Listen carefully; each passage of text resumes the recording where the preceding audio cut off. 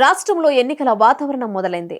తమ పార్టీ ప్రచారాల్లో అభ్యర్థుల ప్రచార కార్యక్రమాల్లో నిమగ్నమయ్యారు. శ్రీకాకుళం జిల్లాలోని ఇచ్చాపురం నియోజకవర్గం తెలుగుదేశం పార్టీకి కంచుకోటగా ఉంటూ వస్తోంది.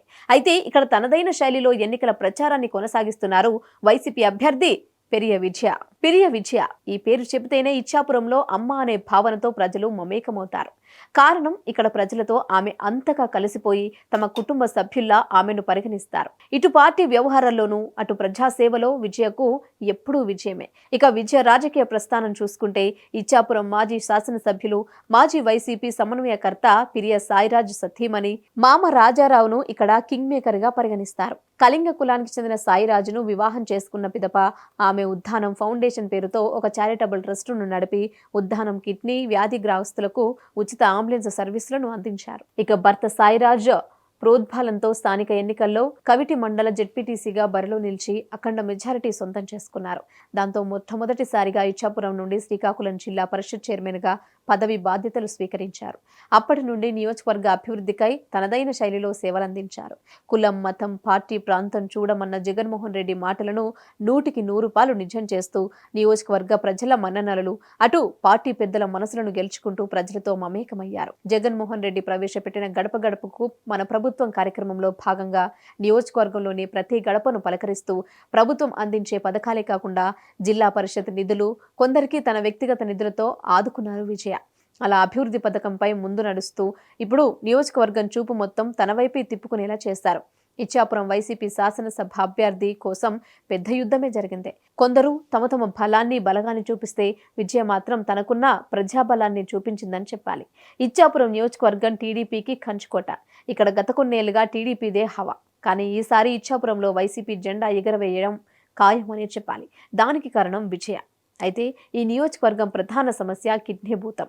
గత టీడీపీ ప్రభుత్వంలో వ్యాధిగ్రస్తులు డయాలసిస్ చేయించుకోవడానికి విశాఖపట్నం, శ్రీకాకుళం లేక పక్క రాష్ట్రం భరంపురంలో ఉన్న డయాలసిస్ కేంద్రాలకు వెళ్లేవారు. అయితే వారి మొరవిన్న విజయ జెడ్పీ చైర్మన్ అయిన తర్వాత సోంపేట, కవిటిలలో డయాలసిస్ కేంద్రాలు ఏర్పాటు చేసి ప్రయాణ భారాన్ని తగ్గించారు. దీంతో ప్రజలకు మరింత దగ్గరయ్యారు. ఇచ్చాపురానికి ముఖ్యమంత్రి జగన్ ప్రత్యేక దృష్టి సారించేలా ఇక్కడ ప్రజలు పడే ఇబ్బందులను ఎప్పటికప్పుడు సీఎం దృష్టికి తీసుకొని వెళ్లేవారు.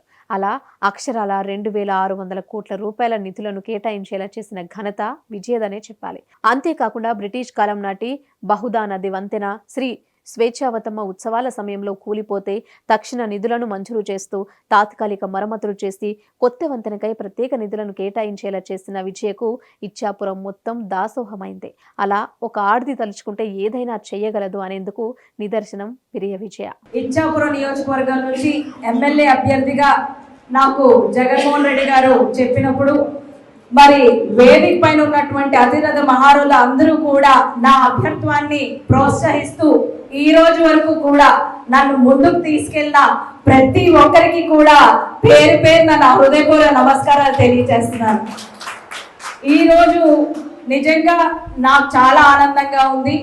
ఎందుకంటే నేనెప్పుడు కూడా వీళ్ళందరూ ప్రోత్సాహంతోనే ఈరోజు ఇక్కడి వరకు నేను రాగలిగాను. అంటే వేదిక పైన ఉన్నటువంటి ప్రతి ఒక్క నాయకులు కానివ్వండి, నన్ను ప్రోత్సహిస్తూ వెనుతడుతూ మా కుటుంబంతో పాటుగా అందరూ కూడా నన్ను వాళ్ళింటి మనిషిగా, వాళ్ళింటి ఆడపిల్లగా, వాళ్ళింటి ఆడపడుచుగా భావించి ఈ రోజు ఇంతటి అవకాశం వచ్చిన తర్వాత కూడా వీళ్ళందరూ కూడా నన్ను ప్రోత్సహిస్తున్నందుకు, మరి అలాగే వేదిక ముందు ఉన్నటువంటి వైఎస్ఆర్సీపీ కుటుంబీకులందరికీ కూడా ఈ రోజు పేరు మీద నా హృదయపూర్వక నమస్కారాలు తెలియజేస్తున్నాను.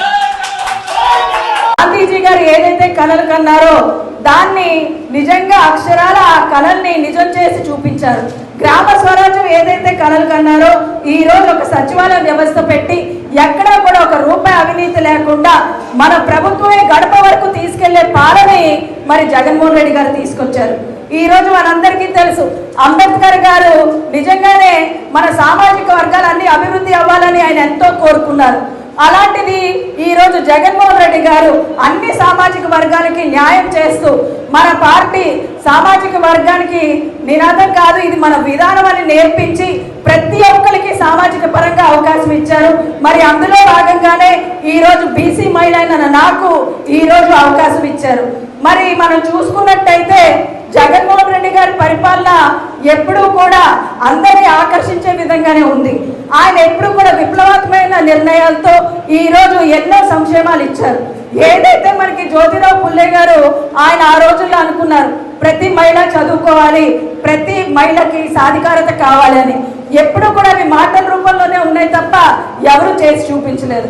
మొట్టమొదటిసారిగా జగన్మోహన్ రెడ్డి గారి ప్రభుత్వం వచ్చిన తర్వాత ఈ రోజు మహిళా సాధికారతతో పాటు మహిళలందరికీ కూడా చాలా చక్కటి అవకాశాలు ఇచ్చిన ఘనత కేవలం జగన్మోహన్ రెడ్డి గారికి మాత్రమే దక్కుతుందని సందర్భంగా తెలియజేయాలి. Hit TV presents like, share, comment. TV వాళ్ళకు కూడా నేను ఒక సర్ప్రైజ్ ఇద్దాం అనుకుంటున్నాను. మీరు మాత్రమే జెస్సీ ఎందుకు అయ్యారు? ఇలాంటి అమ్మాయిలకి పిలవడానికి బాగుంటుంది. చందు సాయికి like you and have a జనాలకి ఒక పేరు నచ్చిందంటే దీనికి ఒక ప్రాసెస్ ఉంటుంది. ఎందుకు బాక్స్ డైరెక్ట్కి వెళ్ళిపోదాం. ఏదైనా ఒకటి మర్చిపోయినావా నువ్వు? ఏం మర్చిపోయావు? ఏదో ఆ టైంకి మన సుడి బాగుంటే ఎవరన్నా చూపిస్తే రాయగలం కానీ డోర్ టు డోర్ సేల్స్ చేసేవాళ్ళు. శారీ వస్తుంది, శారీలో వెనకాల కట్టుకుని